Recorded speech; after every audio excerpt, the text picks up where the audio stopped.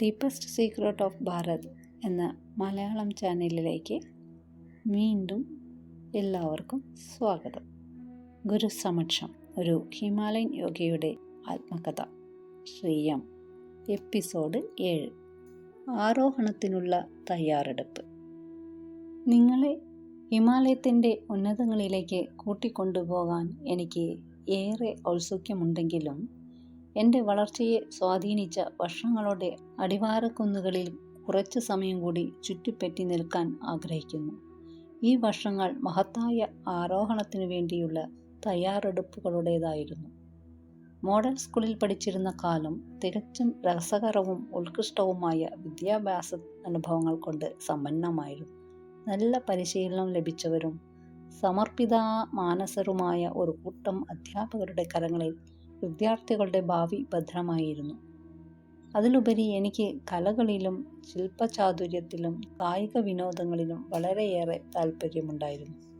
സ്കൂളിൽ ഞാനുൾപ്പെടെ ഒരു സംഘം വിദ്യാർത്ഥികൾ ചിത്രം വരയ്ക്കുന്നതിലും ചായം നൽകുന്നതിലും മരപ്പണിയിലും നല്ല പുരോഗതി കൈവരിച്ചിരുന്നു. ഡ്രോയിങ്ങും പെയിൻറ്റിങ്ങും എന്നും എൻ്റെ ഇഷ്ടവിനോദങ്ങളാണ്. ഫുട്ബോളും ഹോക്കിയും കളിക്കുന്നതിലും ഞാൻ ആനന്ദം കണ്ടെത്തിയിരുന്നു. ഞങ്ങളിൽ ചിലർ കബഡി കളിയിൽ കേമന്മാരായിരുന്നുവെന്ന് സ്വയം കരുതിയിരുന്നു. മണൽ വിരിച്ച നിലത്ത് കബഡി കളിക്കുന്നതിന് കായികശേഷിയും കൈകൊണ്ട് തള്ളാനും വലിക്കാനുമുള്ള കഴിവും വേണ്ടിയിരുന്നു. തൊട്ടടുത്ത എതിരാളിയെ എതിരിടാനുള്ള കൗശലം ഞാൻ നേടിയത് എൻ്റെ അച്ഛനിൽ നിന്നാണ്. അദ്ദേഹം കളരിപ്പയറ്റും ജൂജിറ്റ്സും അഭ്യസിച്ചിരുന്നു. തൻ്റെ ശക്തി ദുർബലരെ പീഡിപ്പിക്കാൻ വേണ്ടി ഉപയോഗിക്കുന്ന നിങ്ങളെക്കാൾ ഇരട്ടി വലിപ്പമുള്ള ഒരാളെപ്പോലും ശരിയായൊരു പ്രയോഗത്തിലൂടെ അയാളുടെ സന്തുലനത്തെ ഇല്ലാതാക്കിക്കൊണ്ട് നിങ്ങൾക്ക് നിശ്ചലനാക്കാൻ കഴിയും. മറ്റുള്ളവർക്ക് വേണ്ടി നന്മ ചെയ്യാനും അവരെ സംരക്ഷിക്കാനും സന്നദ്ധയുള്ള ഒരു ചെറിയ സംഘം എന്നെ ചുറ്റിപ്പറ്റി ഉടലെടുക്കാൻ തുടങ്ങി. മറ്റുള്ളവരെ ഭീഷണിപ്പെടുത്തി ഭരിക്കാൻ ആഗ്രഹിക്കുന്നവരിൽ നിന്ന് ദുർബലരെ രക്ഷിക്കാനുള്ള മനോഭാവം എന്നിൽ രൂഢമൂലമായിരുന്നു. നാം വളർന്നതോടൊപ്പം അറിവിനെ വളർത്തിക്കൊണ്ട് പുതിയ ലോകത്തിൻ്റെ നിഗൂഢതകളും പ്രകടമായിക്കൊണ്ടിരുന്നു. ക്രമേണ ഐതിഹ്യങ്ങളെയും പല പൊതുസങ്കല്പങ്ങളെയും കൈവടിയാൻ തുടങ്ങി. ഒരു ഉദാഹരണം പറയാം. സ്കൂളിന് സമീപം താമസിച്ചിരുന്ന കുട്ടികൾ ഒഴിച്ച് ബാക്കി കുട്ടികൾ ക്ലാസ് റൂമുകളിൽ നിന്ന് അകലെയുള്ള കോമൺ ഡൈനിങ് റൂമുകളിൽ ഇരുന്ന് ഭക്ഷണം കഴിച്ചിരുന്നു. വർഷങ്ങൾക്ക് മുമ്പ് ഉപയോഗമില്ലാത്ത ക്ലാസ് മുറികളായിരുന്നു ഇവ. കാലപ്പഴക്കം കൊണ്ട് അവ ജീർണാവസ്ഥയിലായിരുന്നു. അവിടെ പലപ്പോഴും തേളും പഴുതാരയും വലിപ്പമുള്ള ചിത്രശലഭവും പുഴുവും ഒക്കെ ധാരാളമായി കണ്ടിരുന്നു. ചിത്രശലഭ പുഴുവിനെ ആരെങ്കിലും തൊടുകയാണെങ്കിൽ അത് പെട്ടെന്ന് കട്ടിയുള്ള വളയം പോലെ ചുരുണ്ട് കളയും. ചുമരുകളിൽ അവിടവിടെ പൊട്ടലുകൾ ഉണ്ടായിരുന്നു. കസേരകളും മേശകളും ഇല്ലായിരുന്നുവെങ്കിലും വെളിയിൽ ഒരു മൂലയിൽ വാട്ടർ ടാപ്പ് ഉണ്ടായിരുന്നു. ഞങ്ങളെ സംബന്ധിച്ചിടത്തോളം സ്കൂളിലെ ഉച്ചയൂണ് സമയം വീരസാഹസ പ്രവൃത്തികൾക്ക് വേണ്ടിയുള്ളതായിരുന്നു. ഞങ്ങൾ നിരീക്ഷിക്കുന്നതിന് അധ്യാപകർ ആരും വരാത്തതാണ് അതിന് കാരണം. ഞങ്ങളുടെ അമ്മമാർ ഉച്ചഭക്ഷണം ചെറിയ അലുമിനിയം ടിഫിൻ ബോക്സുകളിൽ തന്നയക്കും. എൻ്റെ അമ്മ ടിഫിൻ ബോക്സ് മുറുകെ അടച്ചിരിക്കും. അതിനുള്ളിൽ മാംസം കൊണ്ടുള്ള പല വിഭവങ്ങളും മീൻകറിയും ഉണ്ടാകും. ചിലപ്പോൾ ഓംലേറ്റ് കാണും. എനിക്ക് നല്ല കായികശേഷിയും ബുദ്ധിശക്തിയും കിട്ടുന്നതിന് മാംസാഹാരമാണ് പറ്റിയതെന്ന് അമ്മ ധരിച്ചിരുന്നു. പോഷകമൂല്യത്തിന് മാംസാഹാരത്തിന് പകരം വയ്ക്കാൻ മറ്റൊന്നില്ലെന്നായിരുന്നു അവരുടെ ഉറച്ച ധാരണ. എൻ്റെ ഏറ്റവും അടുത്ത സുഹൃത്തുക്കൾ പാലക്കാട് നിന്നുള്ള അയ്യർമാരായിരുന്നു. അവരുടെ പൂർവികർ തമിഴ്നാട്ടിൽ നിന്നും വന്ന പാലക്കാടിൻ്റെ അതിർത്തി പ്രദേശങ്ങളിൽ താമസിക്കുകയും പിൽക്കാലത്ത് കേരളത്തിൻ്റെ വിവിധ ഭാഗങ്ങളിൽ കുടിക്കയറി പാർക്കുകയും ചെയ്തവരാണ്. ബുദ്ധിസാമർഥ്യത്തിലും സമ്പന്നതയിലും മുന്നിൽ നിൽക്കുന്നവരായിരുന്നു അവർ. ഈ ബ്രാഹ്മണർ തലമുറകളായി ഭരണരംഗത്തും സാംസ്കാരിക രംഗത്തും ഉയർന്ന പദവികൾ വഹിക്കുന്നവരാണ്. അവർ തദ്ദേശവാസികളുടെ സംസ്കാരവുമായി ഇഴുകിച്ചേർന്നു. അതിൻ്റെ ഫലമായി അവർ വീടുകളിൽ സംസാരിക്കുന്ന തമിഴ് ഭാഷയ്ക്ക് പോലും മലയാളത്തിൻ്റെ ചുവയുണ്ടായിരുന്നു. തങ്ങളെ മലയാളികളാണെന്ന് പറയുന്നതിൽ അവർ അഭിമാനിക്കുകയും ചെയ്തിരുന്നു. ശങ്കരനാരായണൻ, അനന്തനാരായണൻ, വിശ്വനാഥ അയ്യർ, വെങ്കടേഷ് കൃഷ്ണമണി എന്നിവരും വേറെ ചിലരും ഉൾപ്പെട്ട തമിഴ് ബ്രാഹ്മണ സുഹൃത്ത് വലയത്തിൽ എന്നെ ഉൾപ്പെടുത്തിയിരുന്നു. ഉച്ചഭക്ഷണ സമയത്ത് ഞങ്ങൾ ഒരുമിച്ചിരുന്നാണ് ഭക്ഷണം കഴിച്ചിരുന്നത്.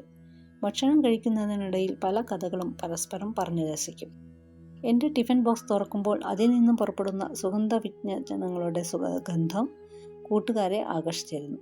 അവർ ടിഫിൻ ബോക്സിലേക്ക് എന്താണെന്ന് നോക്കിയതിനു ശേഷം അമ്പരന്ന് പോയിട്ടുണ്ട്. എനിക്ക് അവരെ പ്രശംസിക്കാതിരിക്കാൻ കഴിയുകയില്ല. എന്തെന്നാൽ അവരിൽ ആരും തന്നെ എന്നോട് യാതൊരു അപ്രിയവും കാണിച്ചിരുന്നില്ല. ഞങ്ങൾ ഒറ്റ സുഹൃത്തുക്കളായിരുന്നു. എല്ലാവരും എൻ്റെ അടുത്തിരുന്ന് അവരുടെ ലളിതമായ ഭക്ഷണം കഴിക്കുന്നതിൽ ഒരിക്കലും വൈമനസ്യം കാണിച്ചിട്ടില്ല. ഞാൻ ആശ്ചര്യത്തോടെ അവർ കൊണ്ടുവന്നിരുന്ന ലളിതമായ ഇനങ്ങൾ ശ്രദ്ധിച്ചിരുന്നു. തൈര് സാദവും ഇലക്കറിയും ഉപ്പിലിട്ടതും അല്ലെങ്കിൽ ഇഡ്ഡലിയും സാമ്പാറും ചമ്മന്തിയുമാണ് കൊണ്ടുവന്നിരുന്നത്. ശുദ്ധമായ സസ്യാഹാരമാണ് അവർ കഴിച്ചിരുന്നത്. ഏതു നേരവും സസ്യാഹാരം കഴിക്കുന്നു. എന്നാൽ അർദ്ധവാർഷിക പരീക്ഷകളുടെയും വാർഷിക പരീക്ഷകളുടെയും റിസൾട്ട് പ്രഖ്യാപിക്കുമ്പോൾ കണക്കിലും സയൻസിലും ഏറ്റവും കൂടുതൽ മാർക്ക് അവർ വാങ്ങിച്ചിരുന്നു. പക്ഷേ എനിക്ക് എൻ്റെ സുഹൃത്തുക്ക് സിദ്ദിഖിനും ഈ വിഷയങ്ങളിൽ കഷ്ടിച്ച് പാസ്സാകാനേ കഴിഞ്ഞിരുന്നുള്ളൂ. ഒരു ദിവസം രാവിലെ അമ്മ എൻ്റെ ടിഫിൻ ബോക്സിൽ ഭക്ഷണം കുത്തി നിറയ്ക്കുകയായിരുന്നു. പൊരിച്ച മീൻ കഷ്ണങ്ങളും മീൻ കറിയും ചോറ്റുപാത്രത്തിൽ കഴിക്കുന്നത് കണ്ട് ഞാൻ അമ്മയോട് പറഞ്ഞു. ആഹാരക്രമത്തെ പറ്റിയുള്ള അമ്മയുടെ ധാരണ തികച്ചും അസംബന്ധമാണ്. മീനും ഇറച്ചിയും പോലെ സാമ്പാർ സാദവും ഉപ്പിലിട്ടതും ബുദ്ധിശക്തിയെ പോഷിപ്പിക്കുന്നു. ഞാൻ പറഞ്ഞത് അമ്മയ്ക്ക് വിശ്വാസയോഗ്യമായില്ല. ഞാൻ തുടർന്ന് വാദിച്ചപ്പോൾ അമ്മ ഞങ്ങളുടെ പൂർവികരായ പടാളികളുടെ കാര്യം പറഞ്ഞു. അവർ ശക്തിശാലികളായിരുന്നത് മാംസം കഴിച്ചിരുന്നത് കൊണ്ടാണ് എന്ന് അമ്മയും തർക്കിച്ചു. അമ്മ പറഞ്ഞതിനോട് എനിക്ക് യോജിക്കാൻ കഴിഞ്ഞില്ല. അന്നു മുതൽ ഭക്ഷണക്രമത്തെ സംബന്ധിച്ച് എൻ്റെ ധാരണയിൽ മാറ്റം സംഭവിച്ചു.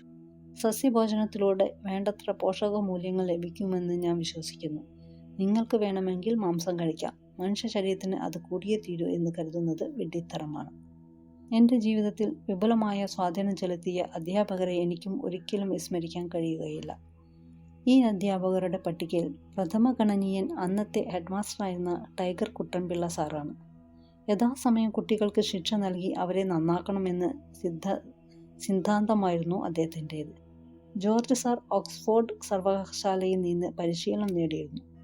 ഇംഗ്ലീഷ് ഭാഷയെ സംബന്ധിക്കുന്ന സൂക്ഷ്മതലങ്ങളെപ്പറ്റി പോലും കുട്ടികൾക്ക് നല്ല അവഗാഹം നൽകുന്നതിൽ അദ്ദേഹം ദത്തശ്രദ്ധനായിരുന്നു. ഹരിഹര അയ്യർ സാർ യഥാർത്ഥത്തിൽ ശാസ്ത്രാധ്യാപകനായിരുന്നു. എന്നാൽ അദ്ദേഹം കോനൻ ഡോയിൽ രചിച്ച ഹൗണ്ട് ഓഫ് ബാസ്കർവിൽ എന്ന കൃതി നാടകീയമായി വായിച്ചു കേൾപ്പിച്ചത് ഇന്നും എൻ്റെ ഓർമ്മയിൽ തങ്ങി നിൽക്കുന്നു. കണക്ക് എന്ന വിഷയത്തിനോട് യാതൊരു താല്പര്യവുമില്ലായിരുന്ന എൻ്റെ മസ്തിഷ്കത്തിലേക്ക് കണക്ക് കുത്തിച്ചെലുത്താൻ കഴിഞ്ഞത് ഗോപാലകൃഷ്ണ അയ്യർ സാറിൻ്റെ മിടുക്ക് തന്നെയാണ്. ബയോളജി പഠിപ്പിച്ചിരുന്നത് ടാൻസർ ദാമോദരൻ പിള്ള സാറായിരുന്നു.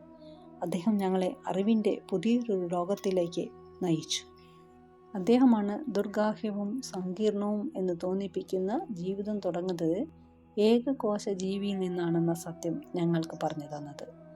NCC കമാൻഡറായ മാധവൻ നായർ സാറാണ് ഞങ്ങളെ സോഷ്യൽ സ്റ്റഡീസ് പഠിപ്പിച്ചിരുന്നത്. ശുഭ്രവസ്ത്രധാരിയായ അദ്ദേഹം തേച്ചതും ഉടയാത്തതുമായ വേഷമാണ് എപ്പോഴും ധരിച്ചിരുന്നത്. അതിനാൽ അദ്ദേഹം ഇസ്തിരിപ്പെട്ടി എന്ന ഇരട്ട പേരിലാണ് അറിയപ്പെട്ടിരുന്നത്. ശ്രീ നായകം ആണ് 9ാം ക്ലാസ്സിൽ എൻ്റെ ക്ലാസ് ടീച്ചറായിരുന്നത്. അദ്ദേഹം അസാധാരണമായ അന്തർജ്ഞാനത്തിലെന്ന പോലെ എന്നെ സംബന്ധിച്ച് ഒരു പ്രവചനം നടത്തുകയുണ്ടായി. അദ്ദേഹം പ്രവചിച്ചു, എൻ്റെ ജീവിതത്തിൽ എൻ്റെ സജീവ താൽപ്പര്യം സത്യാന്വേഷണം അഥവാ ഏതു പേരിലും വിളിക്കപ്പെടുന്ന ഈശ്വരാന്വേഷണം ആയിരിക്കും. ക്ലാസ് ടീച്ചറായി ചുമതലയേറ്റ ആദ്യത്തെ ദിവസം ചുരുക്കത്തിൽ സ്വയം പരിചയപ്പെടുത്തി. അന്നേരം ഞങ്ങളിൽ ചിലർ ഡെസ്കിൻ്റെ മറവിലിരുന്ന് അടക്കിച്ചിരിക്കുകയായിരുന്നു. നെറ്റിയിൽ കുറുകെ വരിയായി ഭസ്മക്കുറി ഇട്ടുകൊണ്ട് ആദ്യമായിട്ടാണ് ഞങ്ങളുടെ ക്ലാസ്സിലേക്ക് ഒരു അധ്യാപകൻ കയറി വന്നത്. വിദ്യാർത്ഥികളോട് അദ്ദേഹം താൻ ശിവഭക്തനാണെന്നും നെറ്റിയിൽ നീളത്തിലൊരു ഭസ്മക്കുറി അതിൻ്റെ അടയാളമാണെന്നും പറഞ്ഞു. പെട്ടെന്ന് അദ്ദേഹത്തിൻ്റെ വിഷയം മതപരമായ കാര്യങ്ങളിലേക്ക് വഴുതി വീണു. ഒരൽപ്പം കഴിഞ്ഞ് അദ്ദേഹം ഓരോരുത്തരോടും ഈശ്വരനെ വിശ്വസിക്കുന്നുണ്ടോ ഇല്ലയോ എന്ന് പറയാൻ ആവശ്യപ്പെട്ടു. ഞാൻ ഒഴിച്ച് എല്ലാവരും തങ്ങൾ ഈശ്വര വിശ്വാസികളാണെന്ന് അറിയിച്ചു. ഞാൻ തറപ്പിച്ചു പറഞ്ഞു, ഞാൻ ഈശ്വരനിൽ വിശ്വസിക്കുന്നില്ല. അത് കേട്ട് നായകൻ സാർ ചോദിച്ചു, എന്തുകൊണ്ട്? ഞാൻ മറുപടി നൽകി, എന്തുകൊണ്ട് വിശ്വസിക്കാതിരിക്കാൻ പാടില്ല? ഞാൻ ഈശ്വരനെ ഒരിക്കലും കണ്ടിട്ടില്ല. ഈശ്വരൻ ഉണ്ട് എന്നതിൽ തെളിവൊന്നും ഇല്ല. എപ്പോഴെങ്കിലും കാണുകയാണെങ്കിലും എനിക്ക് വിശ്വസിക്കേണ്ട ആവശ്യമില്ല. എന്തെന്നാൽ സത്യത്തിന് വിശ്വാസത്തിൻ്റെ പിൻബലം ആവശ്യമില്ല. ഒരല്പസമയം ക്ലാസ്സിലാകെ നിശബ്ദത തളം കെട്ടി നിന്നു. നായകം സാർ പറഞ്ഞു, എനിക്കൊരു സഹപാഠി ഉണ്ടായിരുന്നു. അദ്ദേഹം ഈശ്വര വിശ്വാസിയായിരുന്നില്ല. പിന്നീട് അദ്ദേഹത്തെ 30 വർഷം കഴിഞ്ഞ് കാണുന്നത് തല മുണ്ടനം ചെയ്ത് കാവ്യ വസ്ത്രധാരിയായിട്ടാണ്. അദ്ദേഹം രാമകൃഷ്ണ മിഷനിലെ സന്യാസിയായി കഴിഞ്ഞിരുന്നു. ശരി, നമുക്ക് കാണാം. ഒരുപക്ഷെ ഇന്നു മുതൽ ഈശ്വരാന്വേഷണത്തിൻ്റെ തുടക്കം കുറിക്കുകയായിരിക്കും നിങ്ങൾ.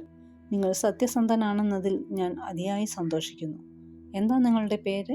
ഞാൻ അദ്ദേഹത്തോട് എൻ്റെ പേര് പറഞ്ഞു കഴിഞ്ഞപ്പോൾ അദ്ദേഹം ആകെ അന്താളിച്ചു പോയി. എന്തുകൊണ്ടെന്നാൽ എൻ്റെ സമുദായത്തിൽപ്പെട്ട ഒരാൾ ഈശ്വരവിശ്വാസി അല്ലെന്ന് പറയുമെന്ന് അദ്ദേഹം ഒരിക്കലും വിശ്വസിച്ചിരുന്നില്ല. ആന്തരികമായി എന്നിൽ ഓരോ രാത്രിയും സംഭവിച്ചു കൊണ്ടിരുന്ന മാറ്റങ്ങളെപ്പറ്റി അദ്ദേഹവുമായി ആശയവിനിമയം ചെയ്യാൻ ആഗ്രഹിച്ചു.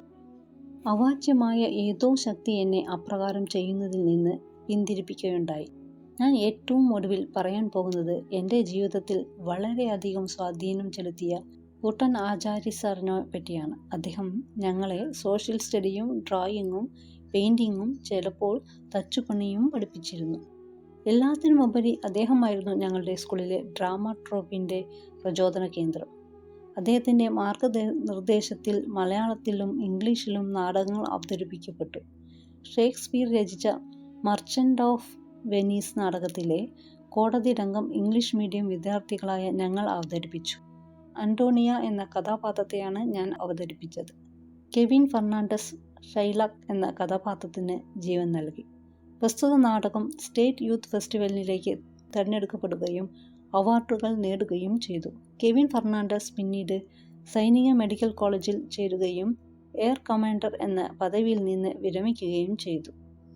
എല്ലാവരോടും സൗഹൃദം പുലർത്തിയിരുന്നതുകൊണ്ട് എനിക്ക് സ്കൂളിൽ അനേകം സുഹൃത്തുക്കൾ ഉണ്ടായിരുന്നു. എന്നാൽ ചിലരുമായിട്ടുള്ള അടുപ്പം എനിക്ക് ആഹ്ലാദകരമായ അനുഭവമായിരുന്നു. അവരിൽ ഒരാളാണ് ഗുജറാത്തി സംസാരിക്കുന്ന മേമൺ വിഭാഗത്തിൽപ്പെട്ട സിദ്ദിഖ്. അയാളുടെ പൂർവികർ പോർബന്തറിൽ നിന്നും വന്നവരായിരുന്നു. അയാളുടെ മുത്തച്ഛനായ അബ്ദുള്ള ഇബ്രാഹിം തിരുവനന്തപുരത്തുള്ള ചാല ബസാറിലെ ഏറ്റവും വലിയ ടെക്സ്റ്റൈൽ മൊത്ത വ്യാപാര കേന്ദ്രത്തിൻ്റെ ഉടമയായിരുന്നു. അദ്ദേഹത്തിൻ്റെ നീട്ടി വളർത്തിയ താടിയും വെടിപൊത്ത ശരീരവും കണ്ടാൽ പഴയ നിയമത്തിലെ പ്രവാചകനെ ഓർമ്മിച്ചു പോകും. സിദ്ദിഖിനാണെങ്കിൽ ആരോഗ്യം മോശമായ നിലയിലായിരുന്നു. മെലിഞ്ഞ് ദുർബലനായിരുന്ന ശരീരം. ആ പ്രായത്തിൽ പോലും കണ്ണിന് ഗുരുതരമായ രോഗം ബാധിച്ചിരുന്നു. ഒരു കണ്ണിന് മിക്കവാറും കാഴ്ച നഷ്ടപ്പെട്ട അവസ്ഥയായിരുന്നു. ഞാൻ അയാളുമായിട്ട് കൂടുതൽ അടുത്തത് സ്കൂളിലെ ശല്യക്കാരിൽ നിന്നും രക്ഷിക്കാൻ വേണ്ടിയാണ്. സിദ്ദിഖ് അച്ഛനമ്മമാരോടും മൂത്ത സഹോദരിയോടുമൊപ്പം ഞങ്ങളുടെ വീട്ടിൽ നിന്നും അത്ര അകലെയല്ലാത്ത സ്ഥലത്താണ് താമസിച്ചിരുന്നത്. ഞാൻ മിക്കപ്പോഴും അയാളുടെ വീട്ടിൽ പോകാറുണ്ടായിരുന്നു. അയാളുടെ അമ്മയുമായി നല്ല സ്നേഹബന്ധമാണ് പുലർത്തിയിരുന്നത്. എനിക്ക് എന്തെങ്കിലും തിന്നാൻ തരാൻ വളരെ താല്പര്യം കാണിച്ചിരുന്നു. എന്നിൽ ഉണ്ടായിക്കൊണ്ടിരുന്ന ആന്തരികമായ മാറ്റങ്ങൾ അവർ എങ്ങനെയോ മനസ്സിലാക്കിയതുപോലെ എനിക്ക് തോന്നി.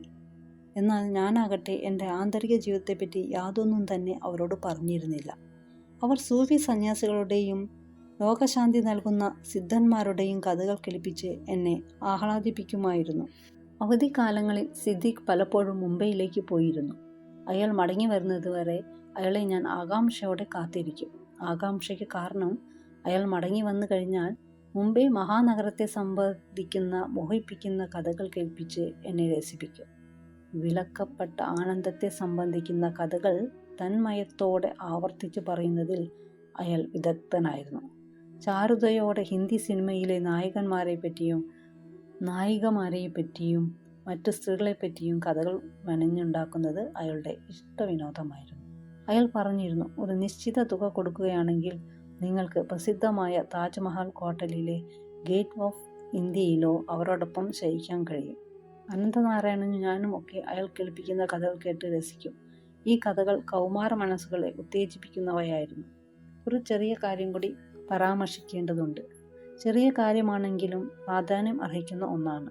എനിക്കും സിദ്ദിഖിനും ഇഡ്ഡലിയും സാമ്പാറും വളരെ ഇഷ്ടമായിരുന്നു. എൻ്റെ അമ്മ ഇഡ്ഡലിയും സാമ്പാറും തയ്യാറാക്കുന്നതിന് കഴിവുള്ളവരായിരുന്നു. എന്നാൽ ഞങ്ങളുടെ സുഹൃത്തായ അനന്തനാരായണൻ്റെ അമ്മയ്ക്ക് കൂടുതൽ വൈദഗ്ധ്യം ഉണ്ടായിരുന്നുവെന്ന് ഞങ്ങൾക്കറിയാമായിരുന്നു. സസ്യഭോജനം നന്നായിട്ട് പാചകം ചെയ്തിരുന്ന അവർ നല്ല ഒരു ആതിഥേയയുമായിരുന്നു. അവരുടെ മകൻ്റെ 2 മുസ്ലിം സുഹൃത്തുക്കളെയും കൃത്യമായി പുഞ്ചിരിയോടെയാണ് ഒരു യാഥാസ്ഥിതിക ബ്രാഹ്മണ ഭവനത്തിലേക്ക് സ്വാഗതം ചെയ്തിരുന്നത്. അവർ ഞങ്ങൾക്ക് ഇഷ്ടപ്പെട്ട വിഭവങ്ങൾ ഒരുക്കി മതിയാവോളം തീറ്റിക്കുമായിരുന്നു. അത് കഴിഞ്ഞ് ഒരു സ്റ്റീൽ ടംബ്ലറിൽ നിറച്ച് ചൂടുള്ള കാപ്പിയും തരും. വിശ്വനാഥ അയ്യരുടെ പുത്രനായ അനന്തനാരായണനും ഒരു മുംബൈ ബന്ധമുണ്ട്. ലൈഫ് ഇൻഷുറൻസ് കോർപ്പറേഷനിൽ ജോലി നോക്കിയിരുന്ന അനന്തനാരായണൻ്റെ അച്ഛനെ മുംബൈയിലേക്ക് സ്ഥലം മാറ്റി. അതിനാൽ അനന്തനാരായണൻ 6ാം സ്റ്റാൻഡേർഡ് വരെ മുംബൈയിലാണ് പഠിച്ചത്. പിന്നീട് തിരുവനന്തപുരം ബ്രാഞ്ചിലേക്ക് സ്ഥലം മാറ്റി കിട്ടിയപ്പോൾ സകുടുംബം തിരുവനന്തപുരത്ത് താമസമായി. അനന്തനാരായണൻ്റെ ഭവനത്തിൽ കൂടെ കൂടെ പോകാൻ എനിക്ക് വല്ലാത്ത അഭിനിവേശം തോന്നിയിരുന്നു.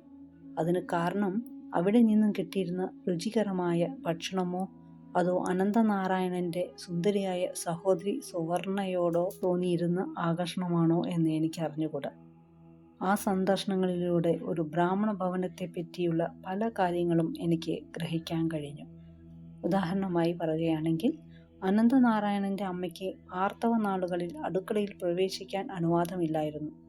ആ നാളുകളിൽ ഭക്ഷണം മുമ്പത്തേക്കാൾ രുചികരമായിരുന്നു. വിശ്വനാഥ അയ്യർ അവരെക്കാൾ നന്നായിട്ട് പാചകം ചെയ്തിരുന്നു. ഇതുവരെ പറഞ്ഞതിനേക്കാൾ വളരെ പ്രധാനപ്പെട്ട ഒരു കാര്യം എടുത്തു പറയേണ്ടതുണ്ട്. അത് എൻ്റെ ആധ്യാത്മിക ജീവിതത്തെ അത്യധികം സ്വാധീനിച്ച ഒരു സംഭവമാണ്. അത് സംഭവിച്ചതാകട്ടെ ലൈഫ് ഇൻഷുറൻസ് കോർപ്പറേഷനിലെ വിശ്വനാഥ അയ്യർ എന്ന ടൈപ്പിസ്റ്റിൻ്റെ ഒരു സാധാരണ ഭവനത്തിൽ വെച്ചായിരുന്നു. അദ്ദേഹത്തിൻ്റെ ഭവനത്തിൽ ആരാധനയ്ക്ക് വേണ്ടി പ്രത്യേകം ഒരു പൂജാമുറി ഉണ്ടായിരുന്നു. അവിടെ അനേകം ദേവീദേവന്മാരുടെ ചിത്രങ്ങൾ കൊണ്ട് അലങ്കരിച്ചിരുന്നു. ആ ദേവീദേവന്മാരെ പറ്റിയുള്ള കാര്യങ്ങൾ വളരെ ക്ഷമയോടെ എനിക്ക് വിശദീകരിച്ചു തന്നിരുന്നു. ചുമരിൽ സുപ്രധാനമായ സ്ഥാനത്ത് അലങ്കരിച്ചിരുന്ന ഏറ്റവും വലിയ ചിത്രം കീറിപ്പറിഞ്ഞ കുപ്പായവും പ്രത്യേകമായി രീതിയിൽ തലയിൽ കെട്ടിയ തുണിയും ധരിച്ചിരുന്ന മുസ്ലിം ഫക്കീർ എന്ന് തോന്നിപ്പിക്കുന്ന ഒരാളിൻ്റേതായിരുന്നു. അന്ന് ആദ്യമായിട്ടാണ് 1918 സമാധിയായ ഷിർദിയിലെ സായിബാബയുടെ ചിത്രം ഞാൻ കാണുന്നത്. ഹൈന്ദവ ദേവി ദേവന്മാർക്ക് നൽകുന്ന എല്ലാ ആദരവും ഒരു ബ്രാഹ്മണ ഭവനത്തിൽ ഒരു ഫക്കീറിന് ലഭിക്കുന്നു. സായി കീർത്തനങ്ങൾ ആലപിക്കപ്പെടുകയും അദ്ദേഹത്തിന് ആരതി ഒഴിയുകയും ചെയ്യുന്നു. എല്ലാ വ്യാഴാഴ്ചകളും ഷിർദി സായി ആരാധനയ്ക്ക് വേണ്ടിയുള്ള പ്രത്യേക ദിവസമായി കണക്കാക്കപ്പെടുന്നു. വ്യാഴാഴ്ചകളിലെ സായി ഭജനയിൽ ഞാനും പങ്കെടുത്തിരുന്നു. ഞാൻ ഭജന പാടുകയും ആദ്യമായി ഹിന്ദിയിൽ ഒരു ഭജൻ എഴുതുകയും ചെയ്തു.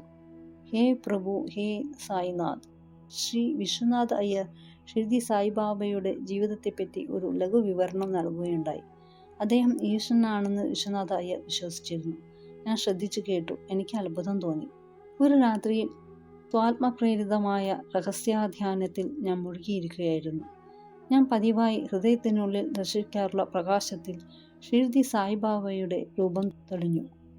അദ്ദേഹം എൻ്റെ മുമ്പിൽ നിൽക്കുന്നതായി അനുഭവപ്പെട്ടു. എന്നിട്ടും അദ്ദേഹം മുമ്പ് ഞാൻ പ്ലാവിൻ ചുവട്ടിൽ വെച്ച് കണ്ടിരുന്ന അസാധാരണനായ യോഗിയുടെ രൂപം ധരിച്ചു. ഈ സംഭവം ആർക്കും അറിയാൻ കഴിഞ്ഞിട്ടില്ല. മുമ്പത്തെ പോലെ തന്നെ ഈ അനുഭവം മറ്റുള്ളവരെ അറിയിക്കാൻ എന്നെക്കൊണ്ട് കഴിഞ്ഞിട്ടില്ല. ഷിർദിയിൽ സായിബാബയുമായിട്ടുള്ള ബന്ധത്തെപ്പറ്റി പറയാനുള്ളത് ഞാൻ മറ്റൊരു സമയത്തേക്ക് മാറ്റിവെക്കുന്നു. ഞാൻ ആദ്യമായി ഷിർദി സന്ദർശിച്ച കാര്യവും ഉചിതമായ സമയത്ത് പറയാം. കേരളത്തിൽ തൃശ്ശൂരിലെ ഗുരുവായൂർ കൃഷ്ണക്ഷേത്രത്തിൽ ഞാൻ പ്രവേശിക്കുന്നതിനും വിശ്വനാഥ അയ്യർ വലിയ പങ്കുവഹിച്ചിട്ടുണ്ട്. ഇത്തോടെ 7ാമത്തെ എപ്പിസോഡ് അവസാനിക്കുന്നു.